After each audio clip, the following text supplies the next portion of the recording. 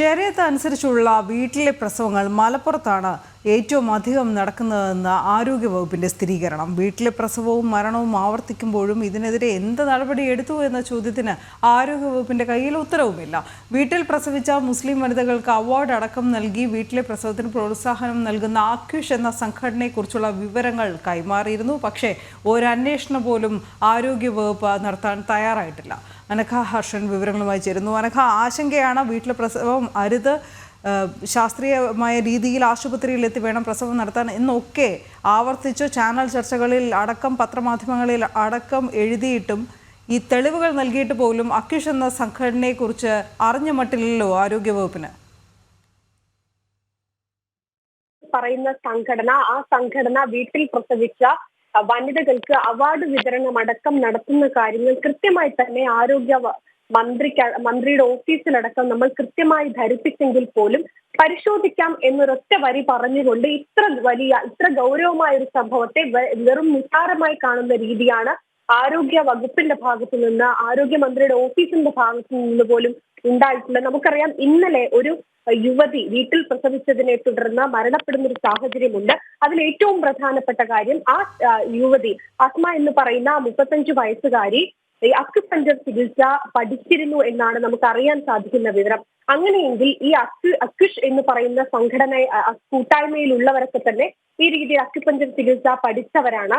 ഇത്തരത്തിൽ വീട്ടിലെ പ്രസവം പ്രോത്സാഹിപ്പിക്കുകയാണ് ആ കൂട്ടായ്മയുടെ ലക്ഷ്യം. അങ്ങനെയെങ്കിൽ ഈ അക്വിഷ് എന്ന് പറയുന്ന സംഘടനയും ഈ യുവതിയുമായിട്ടോ മറ്റെന്തെങ്കിലും തരത്തിലുള്ള ബന്ധമുണ്ടോ എന്നതടക്കമുള്ള കാര്യങ്ങൾ പരിശോധിക്കേണ്ടിയിരിക്കുന്നു. പക്ഷേ ആരോഗ്യമന്ത്രിയുടെ ഓഫീസ് ആരോഗ്യമന്ത്രിയെ പലതവണ വിളിച്ചെങ്കിൽ പോലും ആരോഗ്യമന്ത്രി വിഷയത്തിൽ പ്രതികരിക്കാനോ കൃത്യമായൊരു നടപടി പറയാനോ തയ്യാറാകുന്നില്ല എന്നതാണ്. ആരോഗ്യമന്ത്രിയുടെ ഓഫീസുമായി ബന്ധപ്പെട്ട സമയത്ത് കൃത്യമായ കാര്യങ്ങൾ, ഇത്ര ഗൗരവമായ ഒരു കാര്യം ധരിപ്പിക്കുമ്പോൾ പോലും പരിശോധിക്കാം, ആരോഗ്യമന്ത്രിയുടെ മുമ്പിൽ ധരിപ്പിക്കാം എന്ന് മാത്രമാണ് ഈ ആരോഗ്യമന്ത്രിയുടെ ഓഫീസിലെ ബന്ധപ്പെട്ട ഉദ്യോഗസ്ഥർ പറയുന്നത് എന്നതാണ്. ആ വിഷയം എത്ര നിസ്സാരമായാണ് നമ്മുടെ ആരോഗ്യ സംവിധാനം എടുത്തിരിക്കുന്നത് എന്നാണ് ഇതിൽ നിന്ന് മനസ്സിലാക്കുന്നത്. കൃത്യമായ കൗൺസിലിംഗ് തങ്ങൾ കൊടുക്കുന്നുണ്ട് എന്നവർ പറയുമ്പോൾ പോലും എവിടെയാണ്, ആർക്കാണ് കൗൺസിലിംഗ് കൊടുക്കുന്നത് എന്നൊരു ചോദ്യം ഇവിടെ ബാക്കിയാവുകയാണ്. കാരണം അങ്ങനെ കൃത്യമായ ഒരു കൗൺസിലിംഗ് കൊടുത്തിരുന്നെങ്കിൽ വീണ്ടും ഇത്തരത്തിൽ വീട്ടിലെ പ്രസവവും അതിലൊരു മരണവും ഉണ്ടാവുമായിരുന്നില്ല എന്നതാണ്.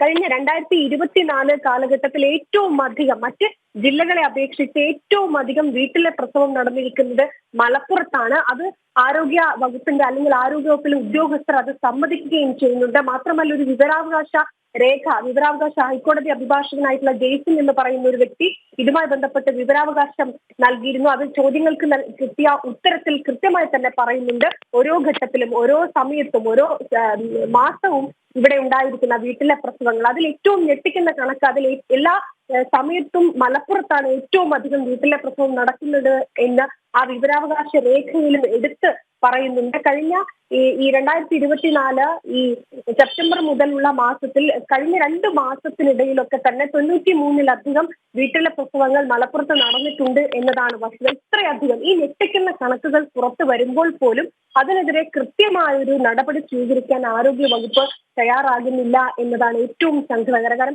കാരണം ശരീഅത്തനുസരിച്ച് വീട്ടിലെ പ്രസവം അത് പ്രോത്സാഹിപ്പിക്കുന്ന ഒരു വിഭാഗം ഇവിടെയുണ്ട്. അത് ഏറ്റവും അധികം നടക്കുന്നത് മലപ്പുറത്താണ്. അപ്പോൾ അത് എന്താണ് അതിന് പിന്നിലുള്ള ഒരു ഘടകമെന്ന് കൃത്യമായി തന്നെ മനസ്സിലാക്കാൻ സാധിക്കും. അപ്പോൾ ആ രീതിയിലൊരു നടപടി ഈ വിഷയത്തിൽ ഉണ്ടാകേണ്ടിയിരിക്കുന്നു. ശരി അനഘ.